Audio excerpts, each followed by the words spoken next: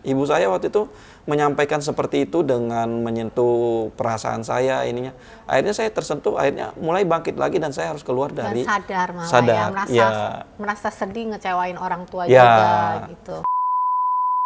Sudah bersama kita Ketua HIPMI yang baru, Pak Mardhani, tapi terkenalnya dipanggil Maming. Ternyata Maming nama ayah. Iya. Oke.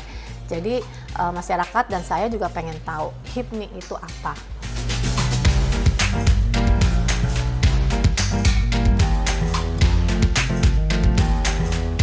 HIPMI itu sebenarnya organisasi pengkaderan ya, yang diciptakan oleh Ayanda Pak Latif. Ada 9, kalau tidak salah pendirinya itu termasuk Ayanda Pak Ponco Sutowo. Habis itu HIPMI itu sudah di masa jabatan saya ke-16 ya, pimpinan ketua umumnya.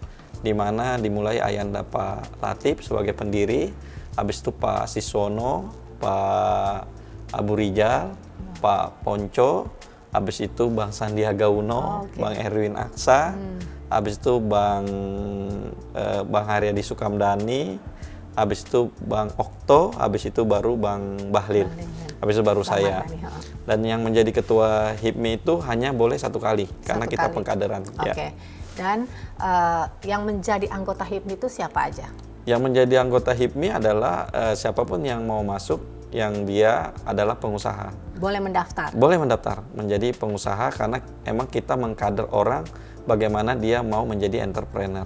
Ada gak bilang, oh mesti punya kekayaan sekian untuk bisa menjadi anggota HIPMI? Oh enggak, jadi maksudnya yang penting orang berniat mau menjadi pengusaha atau menjadi entrepreneur, kita kader dia untuk berani menjadi pengusaha. Kenapa? Kalau semuanya, mohon maaf, anak bangsa ini berpikir mau menjadi PNS, mau menjadi ASN, maka negara ini nanti akan bangkrut ke depannya, karena tidak, anak mudanya hanya berpikir mau menjadi pegawai atau mohon maaf menjadi TNI atau menjadi polisi. Kalau tidak ada yang menjadi entrepreneurnya, maka tidak ada untuk nilai lebihnya untuk negara ini. Makanya kita mengkader. Tidak ada syarat kekayaan berapa untuk masuk HIPMI, tapi ada syarat usia. Iya, syarat usia iya. Syarat usia tidak boleh lebih daripada 41 tahun. Oke, lebih dari 41 nggak boleh bergabung di HIPMI. Ya. Nah, ini yang menarik perhatian para masyarakat. Enak ya, muda-muda udah kaya. Nah, sekarang dari sisi Anda, saya mau dengar. Bagaimana kaya itu, sukses itu bisa lebih dipercepat?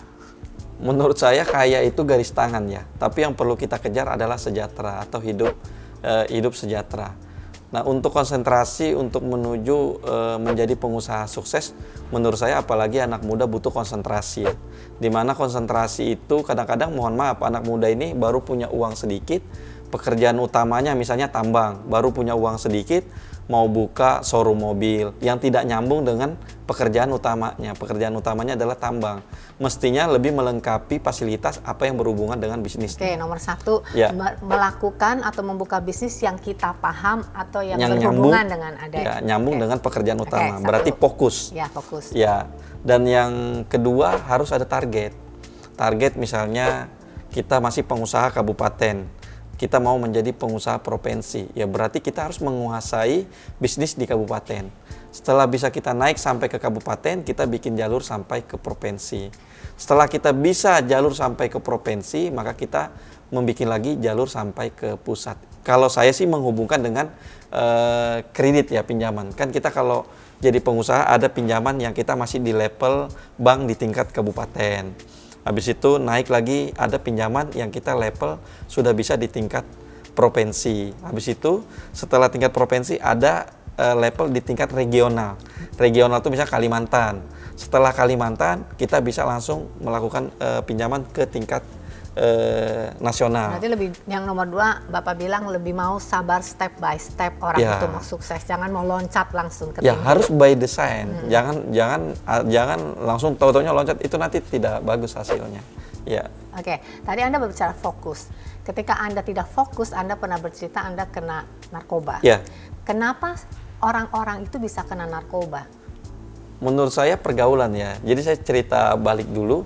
Dulu bapak saya ini kan seorang kepala desa dan beliau juga pengusaha. Waktu saya lulus sekolah, karena di kampung kan, waktu itu batu licin atau tanah bumbu itu 375 kilo dari ibu kota provinsi. Waktu itu saya masih sekolah SMA-nya di Jawa Timur, di Tulungagung, pulang lulus ngambil D1 di Surabaya ITS. Waktu itu sama bapak disuruh pulang pokoknya kerja. Saya bilang saya mau kuliah, pokoknya kamu pulang bantuin saya kerja. Pulanglah saya waktu itu pulang, karena waktu itu masih mau tetap kuliahlah saya mengambil extension hukum Unlam. Jurusan yang saya tidak inginkan, tapi hanya ada itu extensionnya, saya ambillah hukum. Nah, selanjutnya saya sambil bekerja bantuin bapak saya, dan setelah itu karena pergaulan di sana narkobanya bebas waktu itu. Jadi tahun di Surabaya 2000. kena narkobanya di Kalimantan juga. Malah kenanya di Kalimantan. Karena pergaulan bebas waktu itu tahun 2001 kalau tidak salah.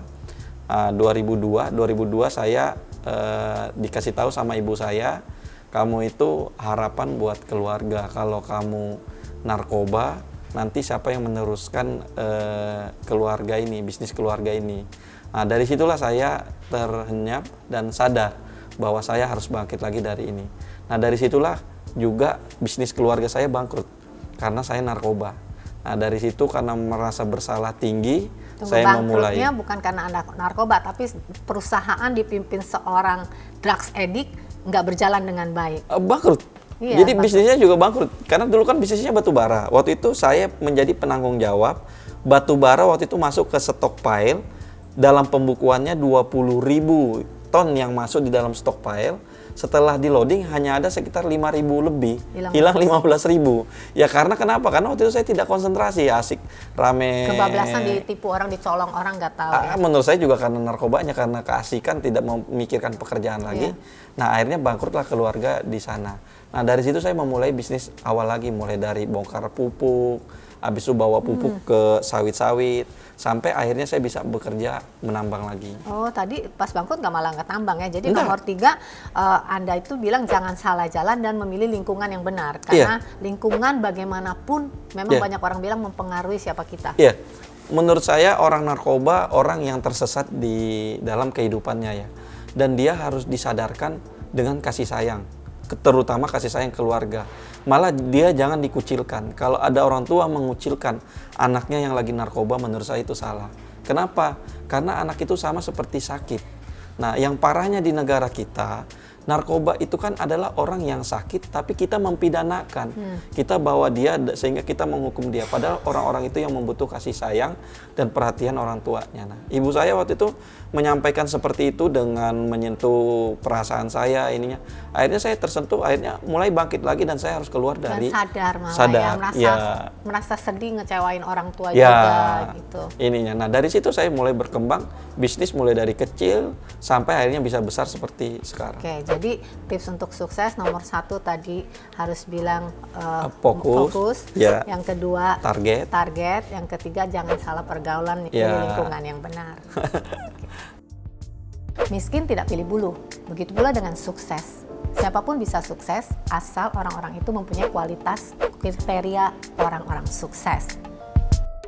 Nah, menurut saya orang kaya tidak terbiasa hidup seperti itu. Dia harus WC kering, tidurnya pun harus sendiri. Nah, kalau ada juga orang kaya yang masuk ke kelas 3 dengan memakai fasilitas pengobatan gratis, menurut saya orang kaya ini perlu dipertanyakan juga, orang kaya benar atau pura-pura jadi orang kaya.